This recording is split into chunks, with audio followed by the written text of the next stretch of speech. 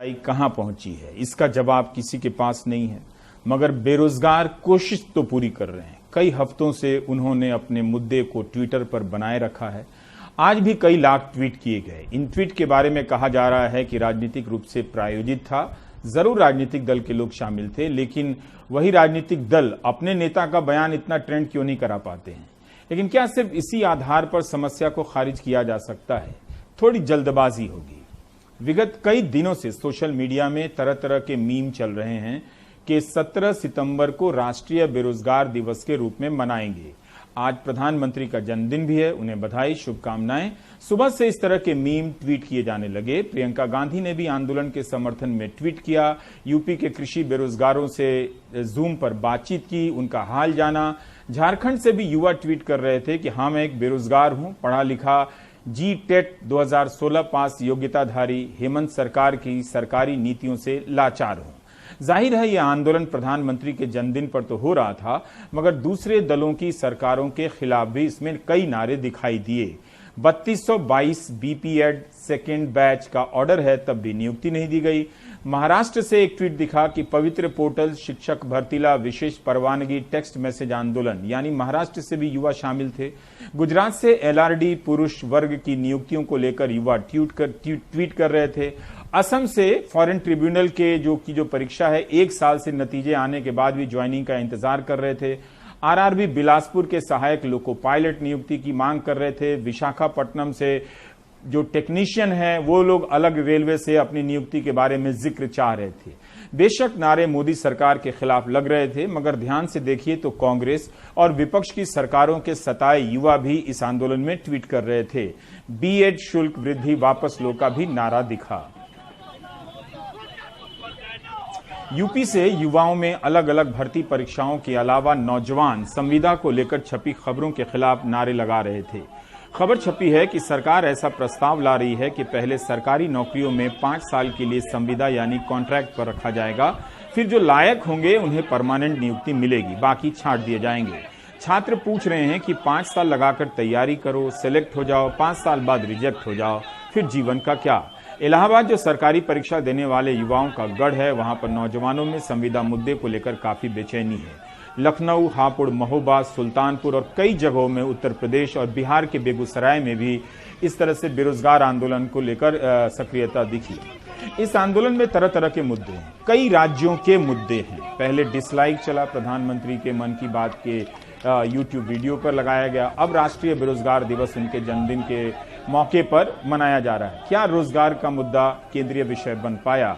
क्या किसी मंत्री ने युवाओं से बात की? आप युवाओं को सुनिए। संविदा एक प्रकार का अभिशाप है हम युवाओं के लिए। ये कोरोना के बाद दूसरी सबसे बड़ी महामारी होगी जो हमें हर तरह से मानसिक प्रताड़ना देगी, और संविदा से हर दिन महिलाओं के लिए खास करके ये यहाँ पे मानसिक, आर्थिक, शारीरिक शोषण होगा, क्योंकि यहाँ पे जो हमारे उच्च पद पर बैठे अधिकारी होंगे वो हर तरह से हमारा शोषण करने की कोशिश करेंगे। नेताओं के लिए ये संदेश है, सबसे बड़ा संदेश है, और बहुत साधारण सी बात है कि अगर एक कर्मचारी सरकारी विभाग में नौकरी नहीं कर सकता है तो हमारे नेता, विधायक, मंत्री ये 60-60, 70-70 साल के ये देश की सेवा कैसे कर सकते हैं? तो इनको भी रिटायर किया जाए और चुनाव लड़ने की आयु कम किया जाए, और या तो फिर हमें 60-50 साल में रिटायरमेंट न दी जाए। हमारे सभी साथी अमरेंद्र सिंह, अनिल सिंह, सभी साथी गिरफ्तार हो चुके हैं, और ये आताताई सरकार संविदा के खिलाफ हमको प्रोटेस्ट भी नहीं करने दे रही है।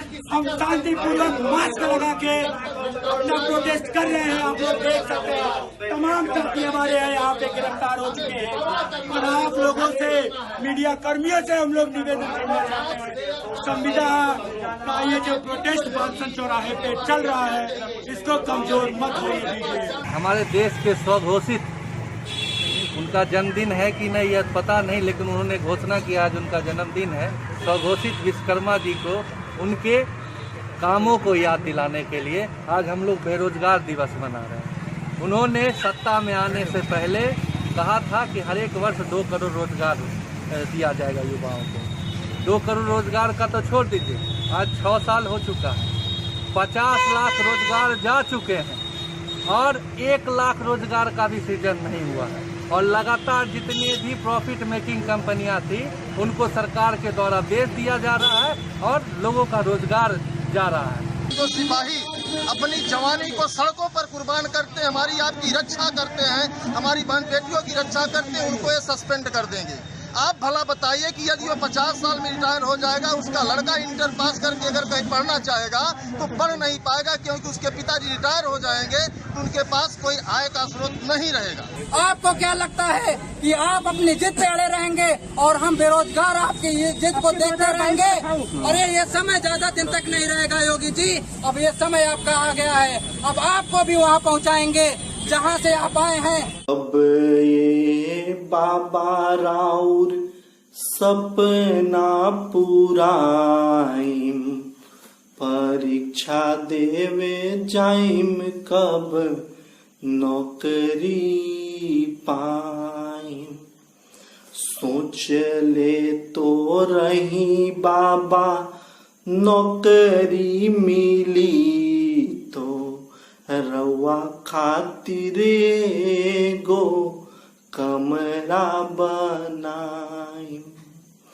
कैसे दुख दूर होई, कैसे करे जा चुकाइम, कब ए बाबा राउर सपना पुराइम। ई पर धनवा तो मूर्ख बनावता, ई पर धनवा तो मूर्ख बनावता। रोजी रोटी छीन के आँख दिखावता। कहले तो रहे बाबा जब हम आइम, निमन सुंदर सुगर बनाइम। गजबे पलटलस गजबे करीक्षा, नौकरी लागी ना अब कोई परीक्षा। ए बाबा सब कुल फर्जी रहल हो, इहे लइकन के अब मर्जी रहल हो। लड़ब बाबा बोलब बाबा मोरे चा खोलब बाबा, पढ़ब पढ़ाई संगे लड़ब लड़ाई। ई पर धनवा के देव झुकाई। तो भोजपुरी का ये गाना है। अब जेकरा ना फर्क पड़ी ओकरा तो कहियो फर्क ना पड़ी। लइका लोग बेरोजगारी के खातिर आपन व्यथा कहता ये गाना में, और केकर गाना है तो मालूम नहीं है, क्योंकि व्हाट्सएप से आइल रहे के लिखले बा के गौले बा, लेकिन बबुआ गौले बड़े नीमन। मतलब मुझे पता नहीं है कि किसका ये गाना है। गाना जो भी है इसमें व्यथा है, एक बेरोजगार युवक गा रहा है और प्रधानमंत्री से अपनी शिकायत कर रहा है। ये हिंदी में बोल रहा हूँ, जो मेरे लिए स्पेनिश भाषा है एक तरह से। लगातार मिलती असफलता के बाद भी इनका आंदोलन जारी है, लेकिन इसके बाद भी क्या, जिन परीक्षाओं की नियुक्ति या ज्वाइनिंग अटकी है उनमें तेजी आई है? जवाब है नहीं आई है। आज का दिन भी